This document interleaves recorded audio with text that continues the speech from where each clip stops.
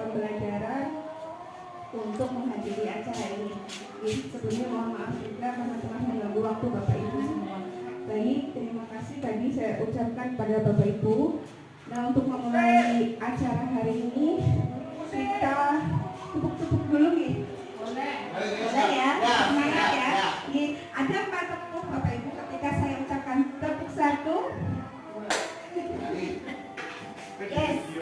Tepuk 1, yes.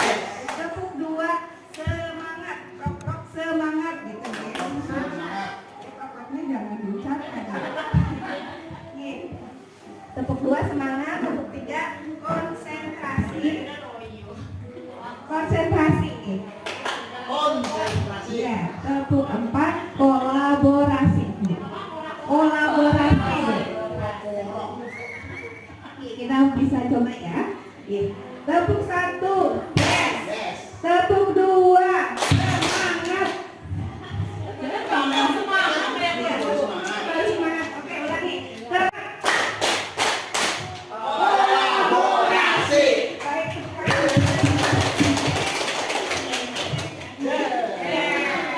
Dilanjut Bapak Ibu.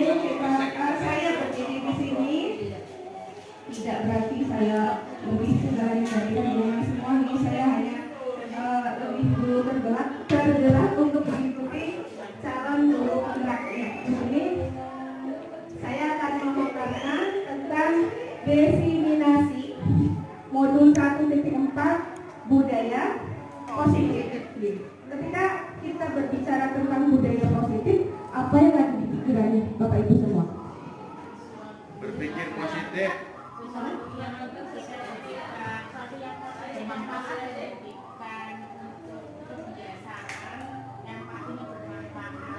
Kebiasaan yang bermanfaat. Apa lagi? Berpikir yang baik-baik saja, positif, lawan dari negatif. Kenapa? Ada lagi?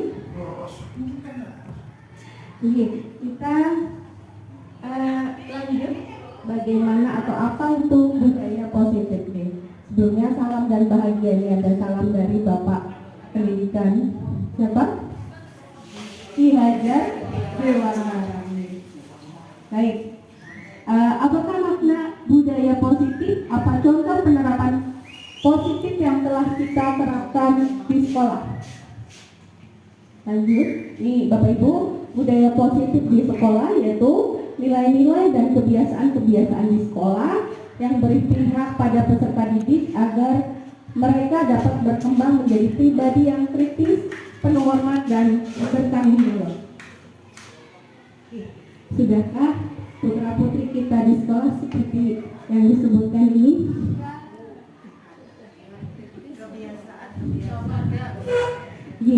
Sudah ya, sudah mulai muncul, tapi mungkin belum sepenuhnya nih. Jadi ini PR buat kita semua membiasakan budaya positif di sekolah, Bapak Ibu. Nah, lebih lanjut ke perubahan paradigma itu sendiri. Nah, di sini ada filosofi pendidikan Ki Hajar Dewantara. Ada bahwa pendidikan itu bukan tabula rasa. Maksudnya tabula rasa yaitu anak itu terlahir sesuai kodratnya. Jadi semua anak terlahir dengan bakat masing-masing. Ya, jadi peserta didik itu unik dan tidak sama. Selanjutnya memiliki budi pekerti. Terus tugas guru menuntun bakat tersebut agar tumbuh dengan selamat dan bahagia. Lanjut lagi, guru ibaratkan petani katanya. Petani dan guru itu beda profesi padahal, tapi diibaratkan sebagai petani. Jadi ketika petani itu menanam biji jagung, maka yang akan dipanen yaitu begitupun dengan biji-biji yang lainnya. Selanjutnya kodrat alam dan kodrat zaman. Ya, jadi kita sesuaikan dengan kodrat alam yang ada di lingkungan sekolah kita dan juga sesuai dengan zamannya. Ketika sekarang yaitu berbasis teknologi, berarti kita perlu mengawasi peserta didik kita bagaimana cara bijak bermedsos dan sebagainya. Dilanjut, Ini kita ternyata harus berpihak pada murid, nih, Bapak Ibu. Jadi apapun yang kita tanamkan ke mereka, jadi kita harus berfokus pada murid, yaitu anak-anak. Lanjut. Ini ada paradigma lagi. Untuk membangun budaya yang positif, sekolah perlu menyediakan lingkungan yang positif juga, aman dan nyaman, agar murid-murid mampu berpikir, bertindak, dan mencipta dengan merdeka, mandiri, dan bertanggung jawab. Rajinnya dikaitkan dengan kontrol, dalam hal ini kontrol guru dalam menghadapi murid. Sejauh ini ada pertanyaan? Ya, gimana maksudnya? Oh, maksudnya itu tadi contohnya biji jagung, Ibu, bisa jadi biji padi, biji kacang hijau, barangkali dan yang lain. Ya Majis.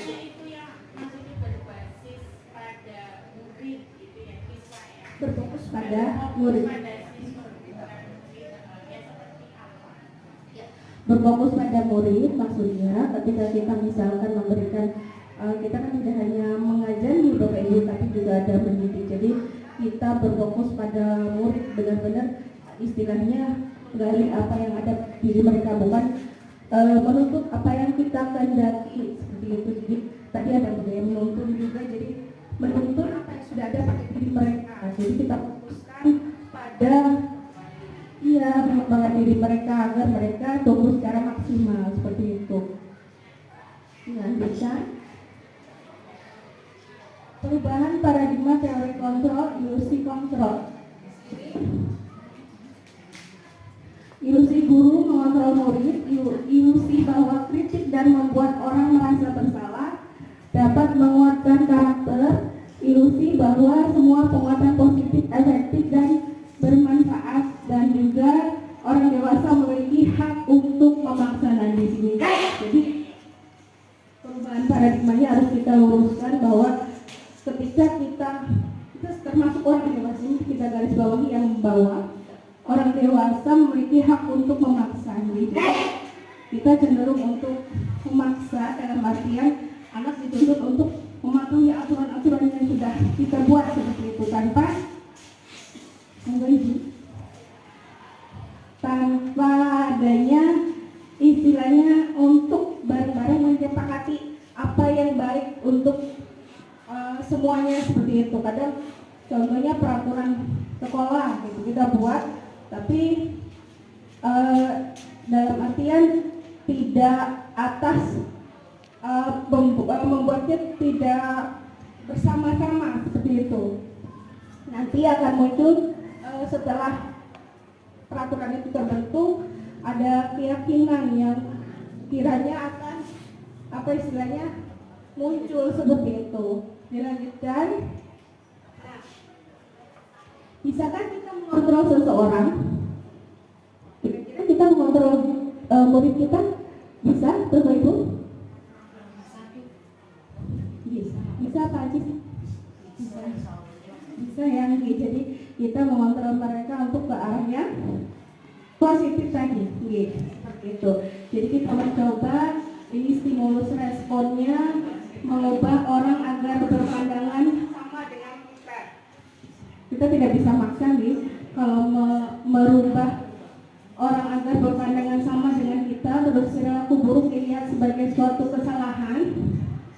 Terus juga orang lain bisa mengontrol saya, terus pemaksaan ada pada saat bujukan gagal dan model berpikir menang atau kalah. Teori kontrolnya, kita berusaha memahami pandangan orang lain tentang dunia.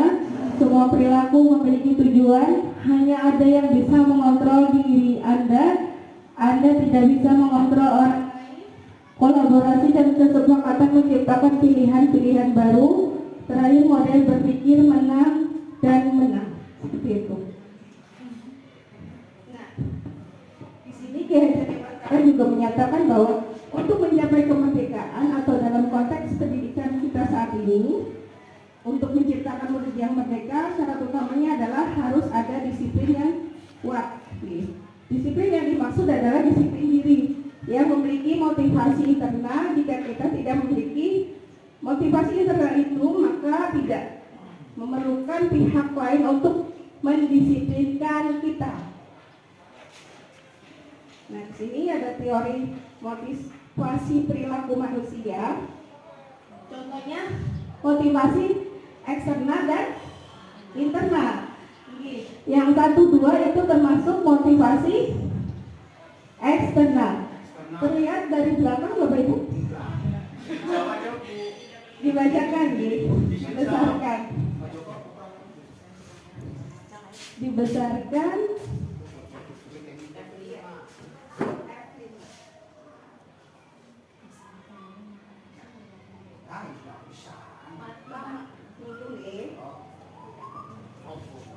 Ya, terlihat nih.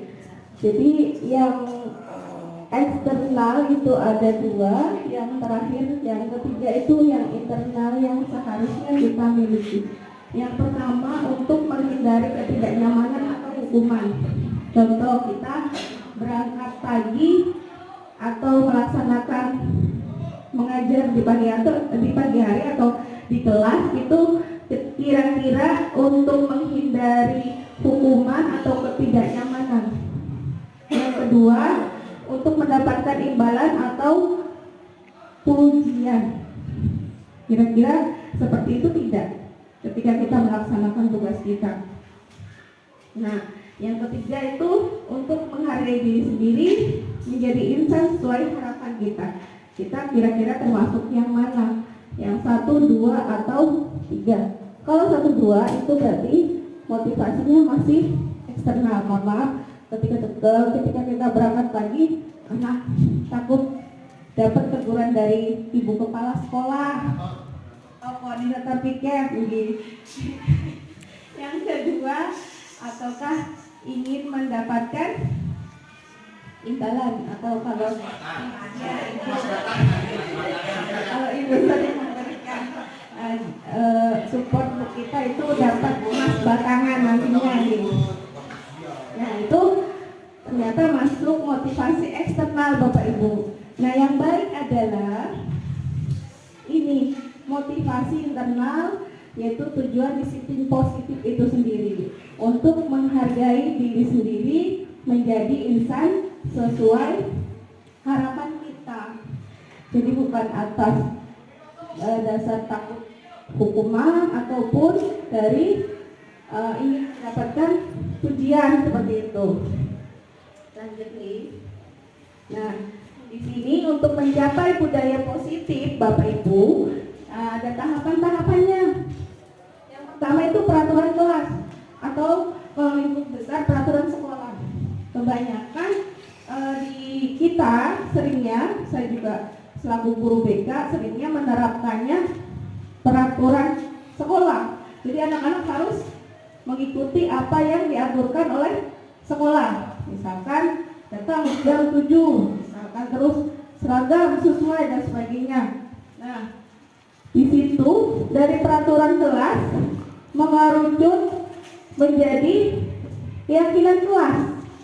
Jadi keyakinan kelas berada dalam lingkungan yang positif.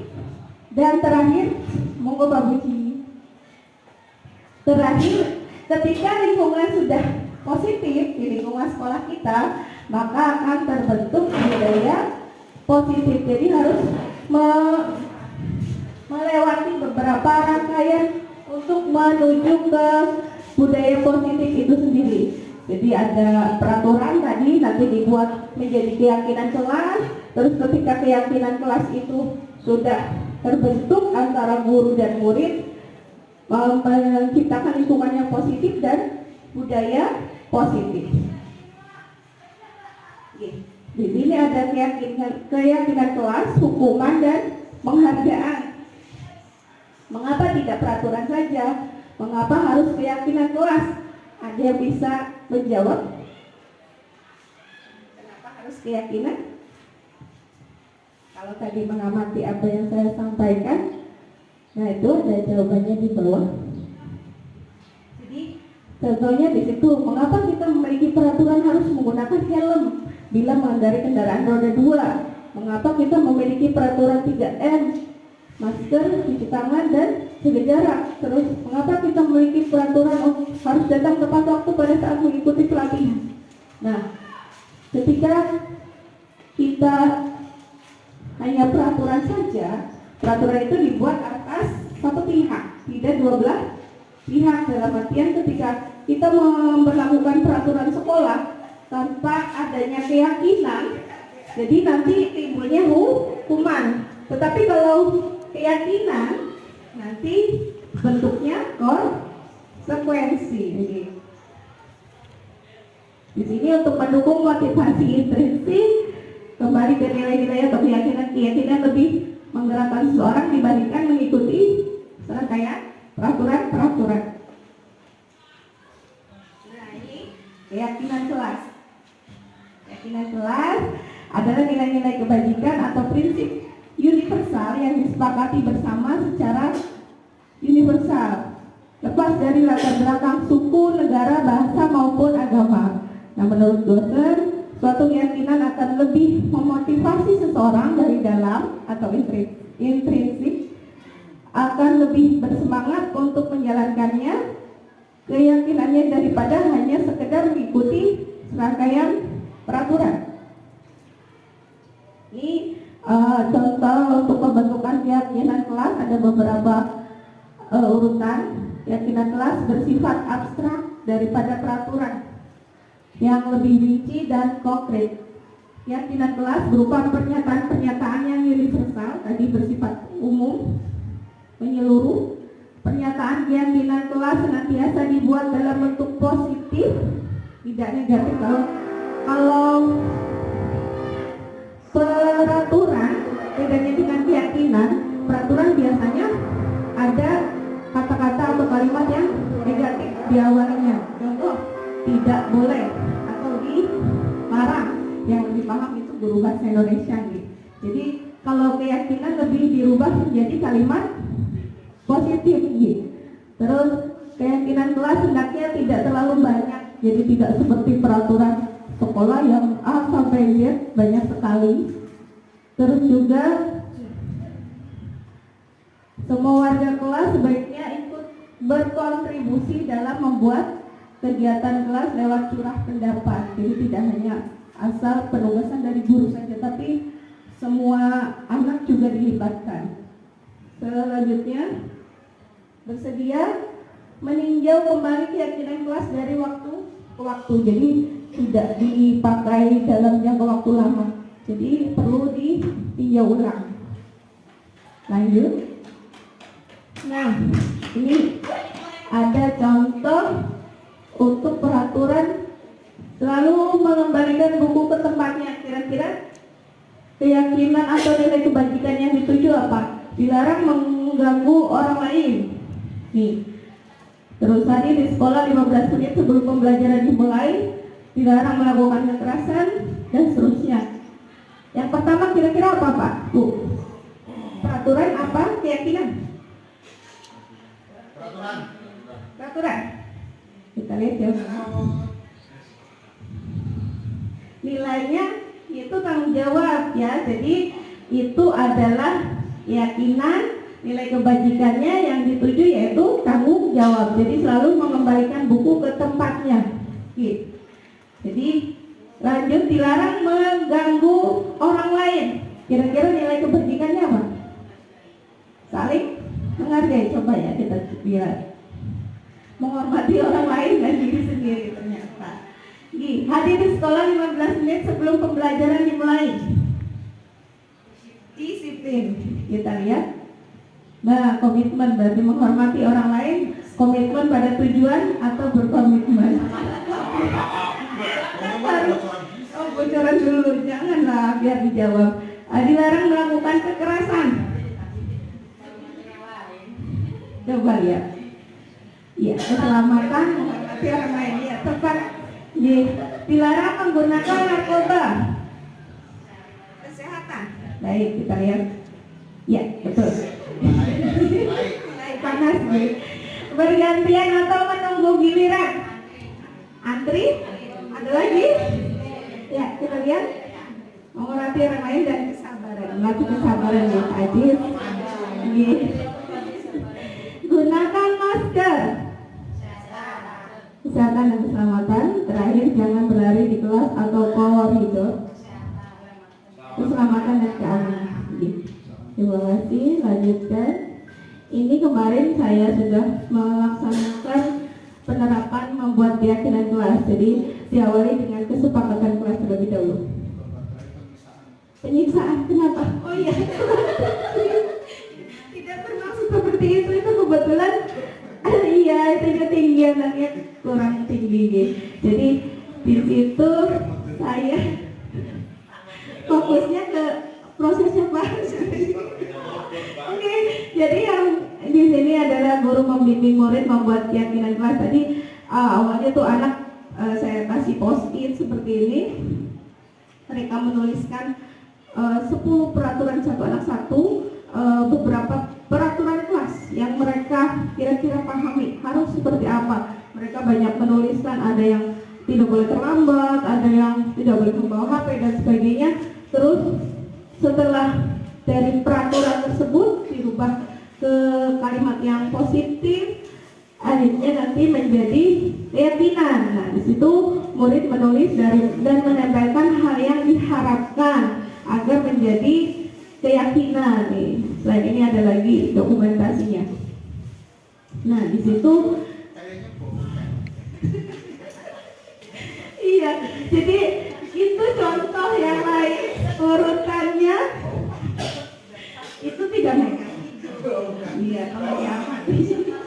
Iya, guru dan murid merangkum peraturan kelas untuk dijadikan keyakinan kelas. Jadi dari peraturan kelas dirubah menjadi kalimat-kalimat positif, terus disesuaikan, akhirnya dirumuskanlah keyakinan kelas. Dilanjut. Nah, dihukum oleh penghargaan. Kira-kira maksudnya apa nih Bapak Ibu? Oleh penghargaan. Dihukum. Iya, maksudnya penghargaan itu bisa bersifat hukuman. Jadi kadang ketika, mohon maaf sekali, kadang kita terbiasa ketika anak ketika anak melakukan sesuatu atau suatu kegiatan, kita misalkan juara atau mendapat prestasi, itu kan kita memberikan hadiah kayak gitu ya Bapak Ibu. Atau misalkan peringkat kelas kadang dikasih buku atau apa, hadiah kayak gitulah bentuknya. Jadi ketika itu dilakukan terus menerus, suatu penghargaan atau reward atau hadiah itu bisa bersifat menghukum kalau dilakukan terus menerus. Anak itu menjadi akan lebih tergantung dan sebagainya. Di sini pengaruhnya jangka pendek dan jangka panjang. Jangka panjangnya itu ketika anak selalu dikasih pujian, selalu dikasih hadiah, ternyata kalau terus menerus itu tidak baik dan bersifat nantinya menjadi hukuman, bukan suatu penghargaan lagi. Jadi penghargaan itu bisa menghukum. Terus juga penghargaan mengurangi ketepatan. Kadang, mohon maaf, ketika anak yang cerdasnya luar biasa, mungkin dia terampil dalam segala hal, terus selalu dikasih pujian dan hadiah, nanti lama-lama dia akan kayak seolah menyepelekan seperti itu. Jadi alangkah baiknya kalau menurut kemarin itu hasil yang dibahas oleh instruktur itu hadiah atau penghargaan bersifat sewaktu-waktu, tidak terus-menerus seperti itu, karena nantinya ternyata akan ada efek negatif seperti itu. Di situ juga tidak efektif, penghargaan juga bisa merusak hubungan. Jadi merasa sudah lebih pintar dari gurunya, barangkali terus kurang hormat atau sebagainya. Monggo Ibu dilanjut. Nih, kita bahas seperti tadi nih, termasuk hukuman atau konsekuensi. Tadi perlu diingat kalau hukuman itu tanpa ada kesepakatan terlebih dahulu. Kalau konsekuensi berarti tadi kesepakatan kesepakatan terlebih dahulu ya, antara murid dan guru. Nah, untuk yang pertama, mencatat 100 kali di dalam buku kalimat saya tidak akan terlambat lagi karena terlambat ke sekolah. Hukuman. Pernahkah seperti itu selalu menjadi guru Bapak Ibu? Tidak pernah sih. Lebih dari 100 berarti Pak. Saya pernah ditampar Pak Jis. Iya. Jadi kita lihat yang pertama hukuman atau konsekuensi.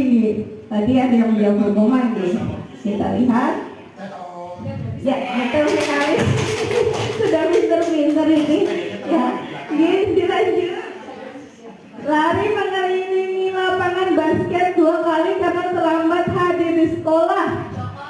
Ya, ini lebih ke guru olahraga gitu. Kira-kira, bukan, tapi gawat. Oh, saya sendiri. Hukuman apa konsekuensinya Bapak Ibu? Alasannya? Oke, jadi lari.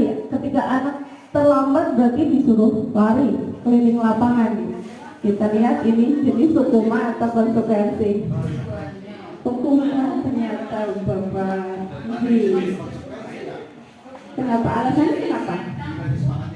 Nah, ini jadi perlu disampaikan lebih dahulu ke anak ketika anak sudah sepakat Pak, kayak gitu. Berarti ya itu termasuk konsekuensi bisa jadi Pak.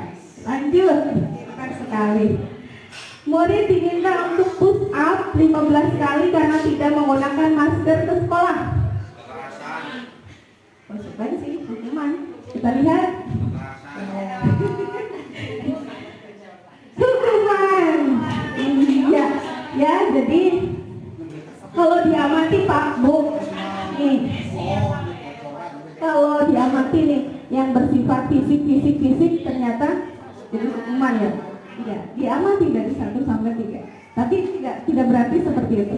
Dilanjut menggantikan kertas tugas teman yang telah dicoret-coret. Konsekuensi. Konsekuensi keempat nih Bapak Ibu, jawabannya konsekuensi. Kita lihat. Oke, betul sekali nih konsekuensi.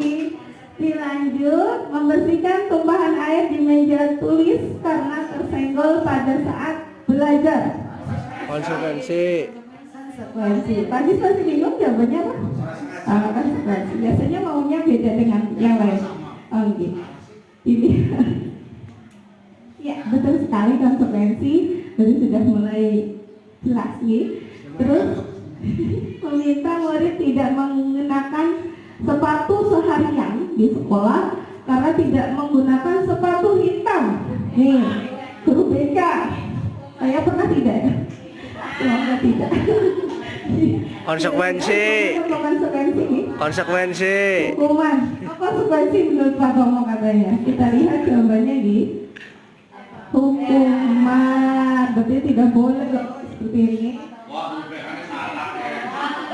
UPH-nya salah.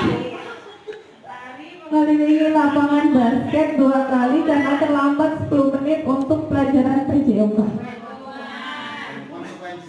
Konsekuensi gimana? Konsekuensi.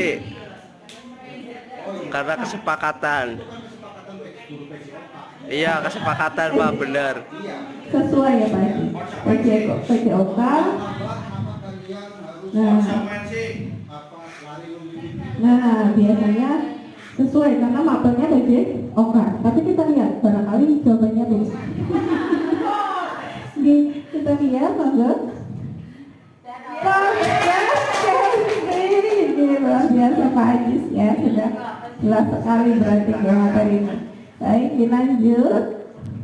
Nah, di sini ada perbedaan hukuman dan konsekuensi tadi. Kenapa bingung? Kok menentukan? Oh, saya pilih konsekuensi ternyata hukuman seperti ini. Nah, ini perbedaannya Bapak Ibu. Ada hukuman, dikatakan hukuman itu ketika sesuatu yang menyakitkan itu harus terjadi. Berarti bersifat fisik menyakitkan kan gitu ya. Ya kayak saya ditampar Pak Jis. Dilanjutkan. Kalau hukuman itu membuat anak sakit tadi fisik maupun hatinya. Ya. Hati dan fisik ternyata. Untuk jangka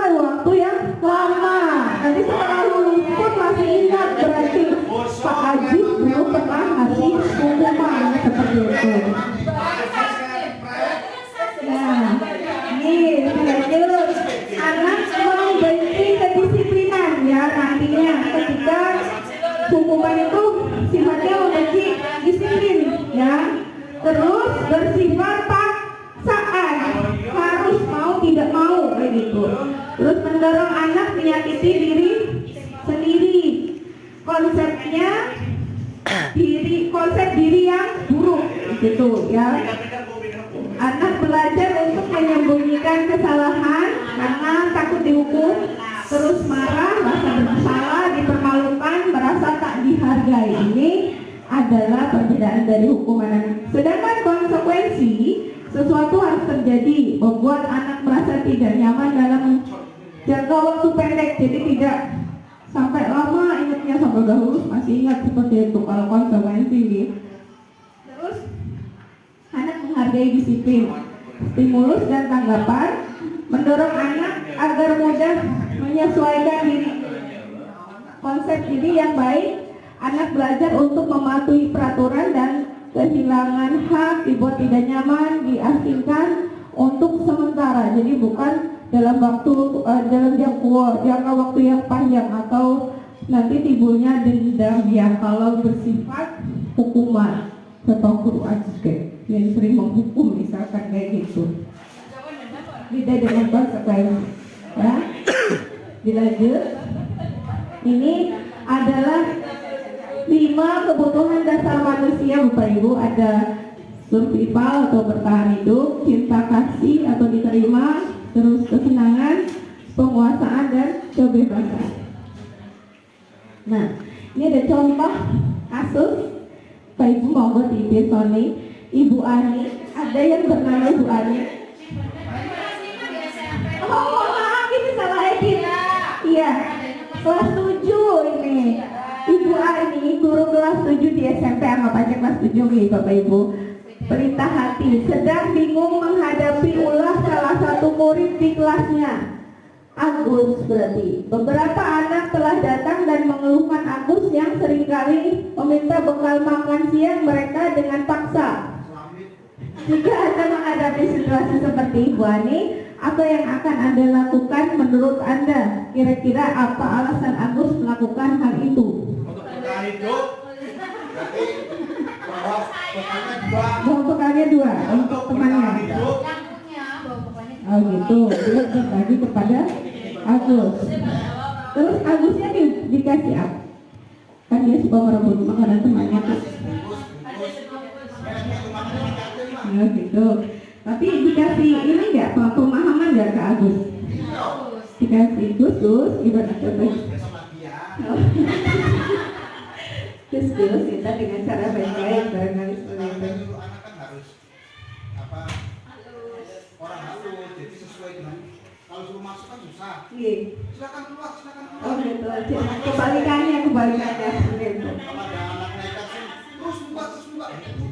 Iya, seperti itu. Nah, dalam konteks penerapan disiplin positif, Ibu Ani sebaiknya mencari tahu alasan Agus melakukan tindakan tersebut agar mengetahui kebutuhan mana yang sedang berusaha dipenuhi Agus. Tadi kata Bapak Ibu, Agus kebutuhan bertahan hidup karena lapar mungkin ya. Terus di sini apabila jawaban Agus karena dia lapar dan orang tuanya tidak membawakan bekal makan, jadi kebutuhannya memang tadi betul bertahan hidup. Apabila Agus karena senang temannya jadi memperhatikan dia, jadi kebutuhannya iya kasih dan sayang. Apabila Agus dia merasa hebat karena temannya jadi takut, berarti kebutuhannya penguasaan, pengen seolah-olah jadi penguasa di kelas tersebut.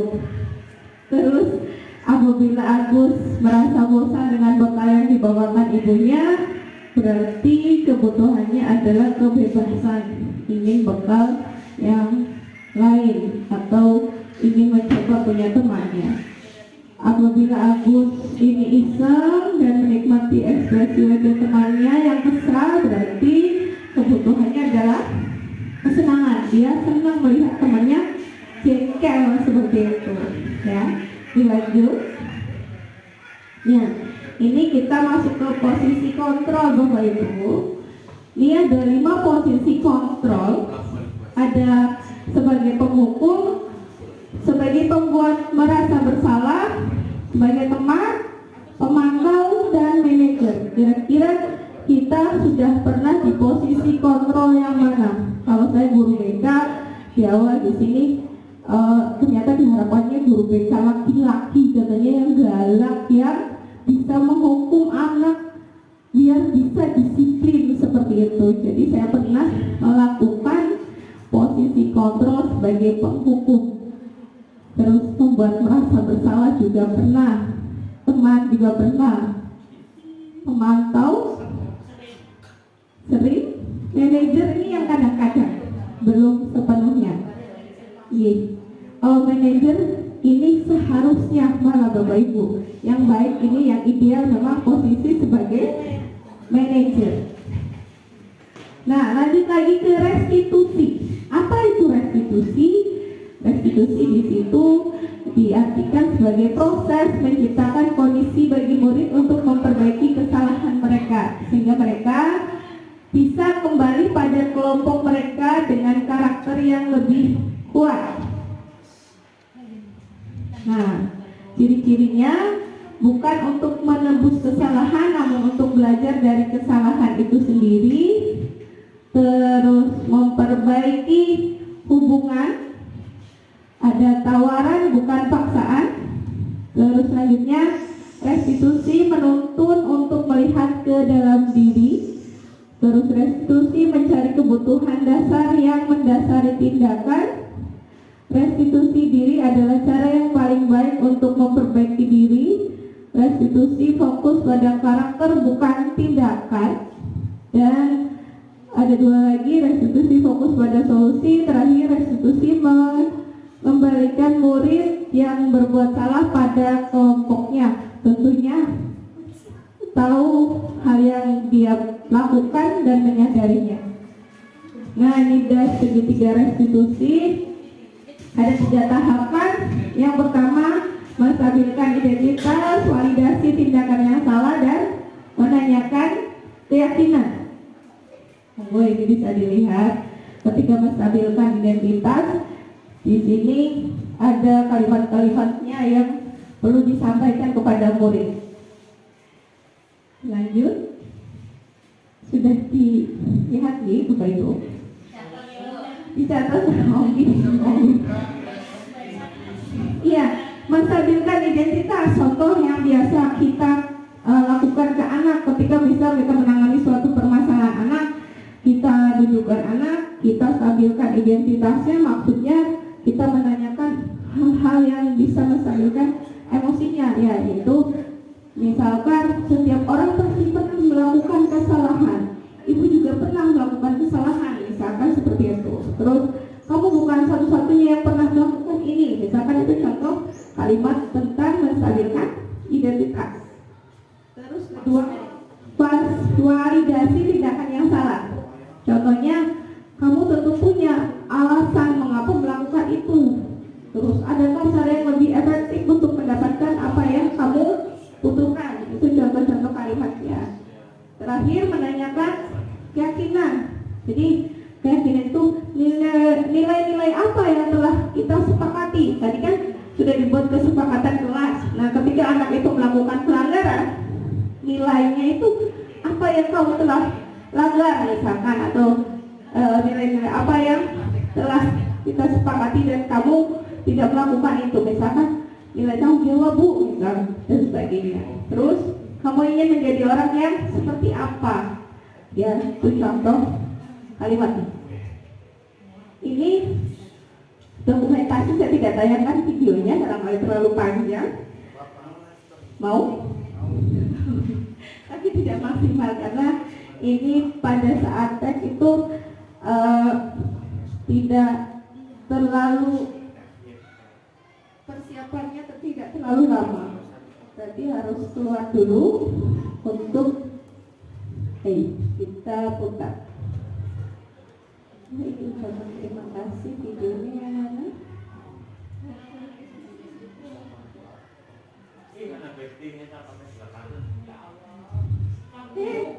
Lagi siapa ya?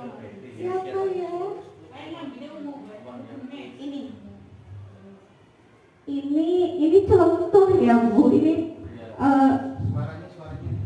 suaranya tidak ada, kurang jelas ya.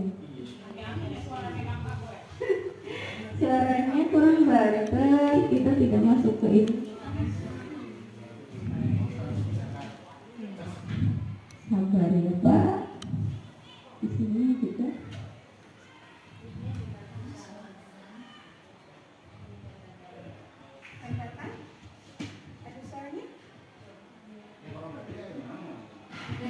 Ya, intinya ini awal mula ini ada teksnya sebetulnya. Jadi ada skenario restitusinya. Di sini ceritanya ini menceritakan tentang seorang anak yang melanggar peraturan sekolah ya. Jadi peraturan dulu. Jadi dia tidak masuk tanpa keterangan. Terus ceritanya saya panggil. Di situ dia menceritakan alasan kenapa dia tidak masuk seperti itu. Tahapan-tahapan restitusi dan juga sampai dengan tadi membuat keyakinan. Ampun itu Bapak Ibu. Kita kembali lagi ke PPT ini. Ada umpan balik. Saya masih di sini umpan baliknya kayaknya tidak terdengar suaranya ya. Jadi intinya perasaan anak setelah mengikuti kegiatan.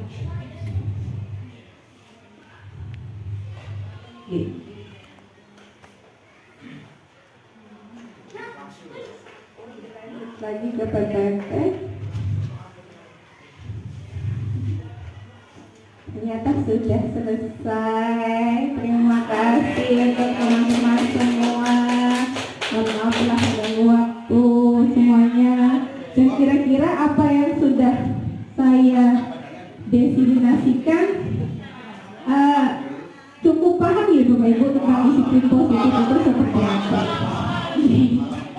Ada tanggapan barangkali Bapak Ibu? Ya, monggo.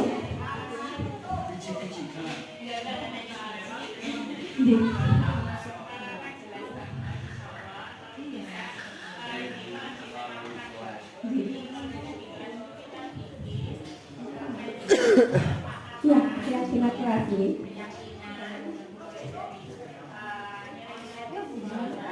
Ya. Tanggung jawab, disiplin. Ya, saingannya ini ada.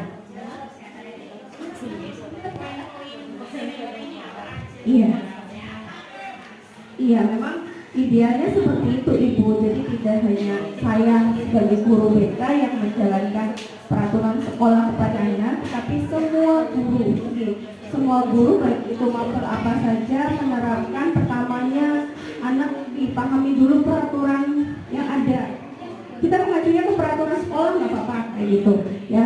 Dari peraturan sekolah itu kita kerucutkan lagi ke tadi kesepakatan. Jadi dari kesepakatan itu kan dari kalimat yang kalau di peraturan kan misalkan tidak boleh memakai seragam apa selain hari itu misalkan kayak gitu, atau tidak boleh membawa HP kayak gitu. Itu kan masih contoh kalimat yang negatif ya Bapak Ibu. Jadi nanti dirumuskan lagi lebih ke kalimat positif agar nantinya muncul dari peraturan itu menjadi kesepakatan, terus muncul setelah kesepakatan menuju ke keyakinan kelas seperti itu. Jadi nantinya anak kan diajak berembuk nih Bapak Ibu. Jadi ada dua belah pihak yaitu murid dan juga guru. Ketika anak ikut merumuskan, otomatis kan tahu ketika dia melanggar nilai-nilai tersebut,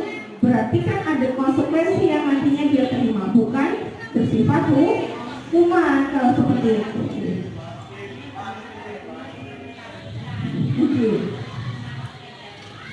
Iya, semuanya kita mari bersama-sama, bukan hanya saya sebagai CGP hanya untuk memberi tugas nih Bapak Ibu, tapi mari bersama-sama kita semua melaksanakan seperti demikian sesuai dengan alur budaya positif agar tercipta lingkungan positif dan juga tercipta disiplin positif dan nantinya terwujudnya budaya positif di sekolah. Ada lagi monggo? Kenapa anggun? Ini ceritanya itu tugas itu saya dokumentasikan sebelum ada tahun ajaran baru. Jadi tahun ajaran baru ini tahun ini mengajar kelas 7, tetapi kan saya tahun lalu mengajarnya kelas 9, meskipun mereka sudah dinyatakan lulus, tetapi karena saya pahamnya dengan mereka, akhirnya saya minta tolong untuk memberikan contoh lewat video tentang tadi segitiga restitusi seperti itu. Ada lagi? Lagi? Oh gitu, iya. Tulangnya masih lama. Sampun? Terima kasih untuk semuanya.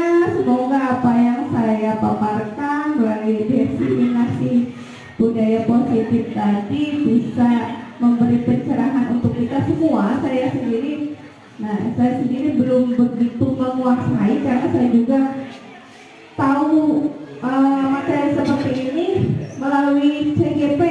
Jadi monggo, saya pengen punya banyak teman yang sama-sama sebagai guru penggerak. Jadi ini sudah dibuka angkatan 10, barangkali teman-teman minat untuk mendaftar, monggo nanti barangkali ada.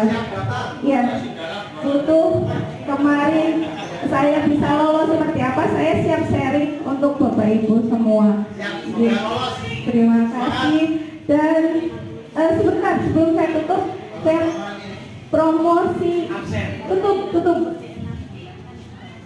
Nah, monggo bisa subscribe dan juga lihat-lihat. Ini adalah tampilan video-video YouTube saya dalam melaksanakan tugas CGP. Nih, monggo. Di setel. Kan tadi ini audionya belum bunyi Pak. Jadi salah satu ya. Ya. Seperti ini Pak. Jadi banyak sekali sebetulnya macam-macam. Setiap memang diarahkan tidak selalu ke YouTube, bisa di Google Drive dan sebagainya, tergantung kita mengunggahnya di mana. Nanti linknya kita sematkan di LMS kalau kita sudah menjadi calon guru penggerak. Gitu. Monggo nanti bisa dilihat. Kenapa? Sertifikat apa Pak? Kegiatan kemarin? Belum. Nanti baru akan dapat sertifikat selama 6 bulan ke depan Pak. Ini saya baru satu modul saya desiminasikan, nanti modul berikutnya bisa jadi sama, dituntut untuk mendesiminasikan atau memberikan pelimbasan kepada teman-teman semua. Jadi mohon nanti ke depannya kalau saya minta tolong lagi siang di Bapak Ibu. Terima kasih.